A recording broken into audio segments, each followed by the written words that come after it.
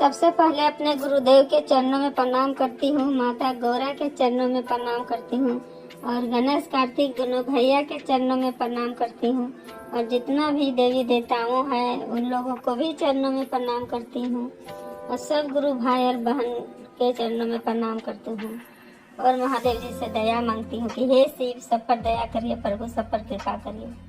तो दोस्तों, आज हम एक चर्चा करने जा रहे हैं। चर्चा बहुत अच्छा है। एक राजा और 5 कबूतर का चर्चा है। शुरू से अंत तक सुनिएगा, अच्छा लगेगा लाइक कर दीजिएगा और शेयर कर दीजिएगा दोस्तों। और मेरा चैनल में अगर कोई नया देख रहे हैं तो पहले सब्सक्राइब कर दीजिए, फिर बेल आइकन घंटी को प्रेस कर दीजिएगा दोस्तों, ताकि जो भी वीडियो हम बनाएंगे और डालेंगे उसका नोटिफिकेशन आपको पास पहुंचेगा सबसे पहले। तो चर्चा शुरू करने जा रहे हैं, शुरू से सुनिएगा। एक नगर में एक राजा रहते थे। राजा बहुत ही प्रतापी और दानी थे। उनका दान का चर्चा पूरा गांव में, नगर में प्रसिद्ध था।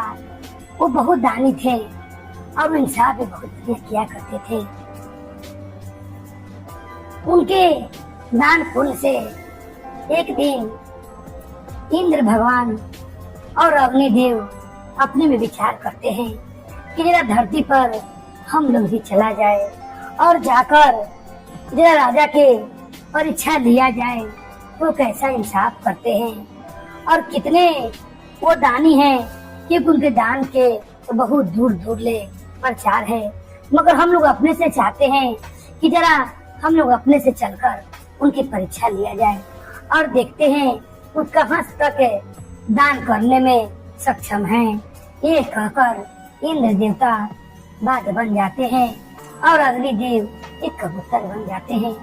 वो सभा में राजा अपने सभा में बैठकर वो प्रजा लोग के बुलाकर किसी बात के लेकर वो इंसाफ करते रहते हैं।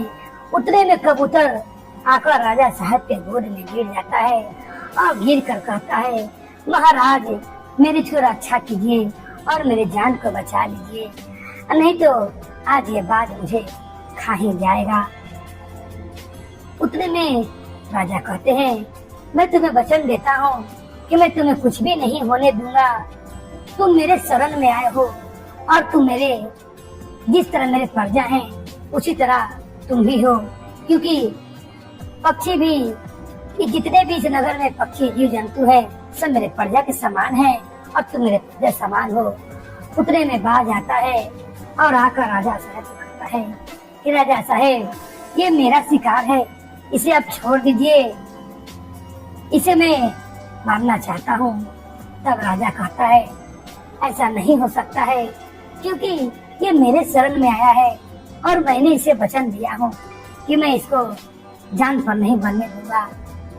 फिर वो कहता है बाज कि ये मेरा शिकार है, मैंने इसे लखेत कर ठोकर मार कर यहाँ तक अपने पास में से टांग कर ले जा रहा था, मगर ये मुझसे छुड़ाकर पंजे से आपके गोद में आकर गिर गया है, इसे छोड़ दीजिए।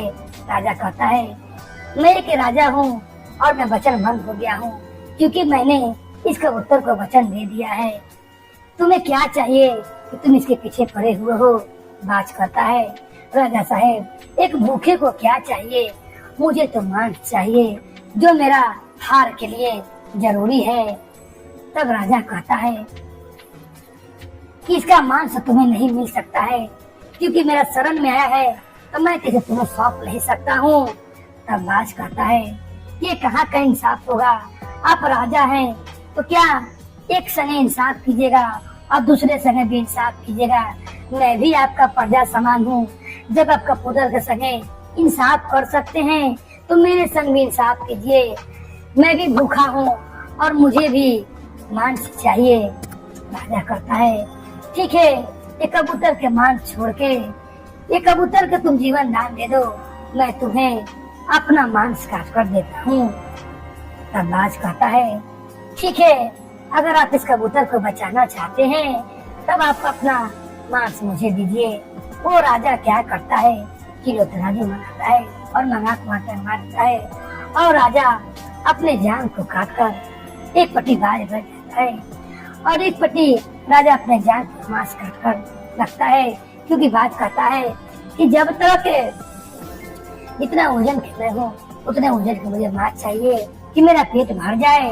राजा कहता है ठीक है, एक पेटी तराजू पर आप बैठ जाइए और एक पेटी मेरा मांस रखाएगा, उतना अगर हो जाएगा तब पलड़ा झुक जाएगा तो मैं अपना मांस काटल बंद कर दूंगा।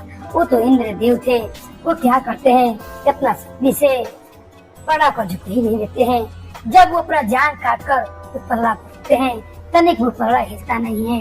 राजा धीरे धीरे करते करते अपना दोनों गोर कपड़ा मांस काटते हैं। उसके बाद राजा अपने हाथ काटते हैं, दोनों हाथ काटते हैं, खून से लथपथ राजा, फिर भी इस पलड़ा नहीं झुकता है।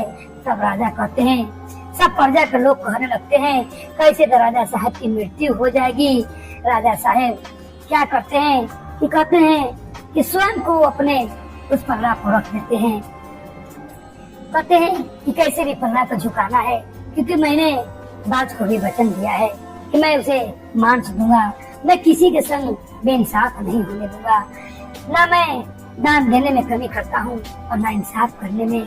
जब इसकी प्राण की रक्षा करना है कबूतर के, तब तो मुझे जितना भी मांस लग जाए, मेरा पूरा शरीर ही क्यों ना बाज खा जाए, मगर मुझे उसे देना ही है। और वो अपने शरीर को पूरा तराजू पर रखते हैं, जैसे अपना शरीर को तराजू पर रखते हैं, खून से लथपथ वो पलड़ा नीचे झुक जाता है। और इंद्रदेव और कबूतर जो रहता है, अग्निदेव, दोनों साक्षात देव के रूप में प्रकट हो जाते हैं और कहते हैं कि हे राजा, तुम्हारा जितना नाम सौरव मैंने सुना था, उससे ज्यादा मैंने तुम्हें देखा हूँ। हम दोनों तुम्हारी परीक्षा लेने के लिए आए थे कि लोग कहते हैं कान से सुना हुआ जब तक अपनी आंखों से ना देख लो, कान से सुना हुआ विश्वास नहीं करते हैं। इसीलिए हम दोनों ने आपकी परीक्षा लेने के लिए आए थे, मगर आप तो परीक्षा में पास हो गए। आपने कबूतर की जान बचाने के लिए आपने अपना दोनों पैर का मांस काट दिया, हाथ का मांस काट दिया, फिर भी मैंने शक्ति से पलड़ा को झुकने नहीं दिया और आपने पूरा शरीर ही इस तराजू पर रख दिया कि मेरा बाज का पेट भर जाए। मैं आपको आशीर्वाद देता हूँ कि जब तक ये अंबर धरती रहेगा, आपका स्वर ऐसे चलता रहेगा, आपका नाम हमेशा अमर रहेगा और आपकी दान की और इंसाफ की सब दिन लोग गुणगान करेंगे और सत्य से भरा हुए रहेंगे। आप बहुत एक अच्छे राजा हैं। आपके नगर में जो प्रजे रहते हैं और पंछी रहते हैं वो बहुत खुशहाल होंगे, क्योंकि जिनका राजा इस तरीका को हो, वो पंछी और मनुष्य में तनी भी भेदभाव न करे। उनका राजा को ऐसा ही आशीर्वाद मिलना चाहिए और वो राजा को इंद्रदेव और अग्निदेव आशीर्वाद देकर चले जाते हैं। तो जिस तरह अग्निदेव ने और इंद्रदेव ने उनका परीक्षा लेकर और राजा परीक्षा में पास हो गए, उन्हें हर चीज से भरपूर कर राजा साहब को अग्निदेव इंद्रदेव चले गए और उन्हें ये वरदान देकर गए कि जब तक अंबर धरती रहे उनका स्वर से चलता रहे। तो हे महादेव, हे प्रभु लोग, आप लोग से ही विनती है, हे अग्निदेव, हे इंद्रदेव, हे महादेव, कि अपना भक्त लोग पर ऐसे कृपा बना कर रखिए और अपना इंसाफ है सब दिन ऐसे लोग पर करते रहिए। सब मिलके बोलिए हर हर महादेव, माता पार्वती की जय।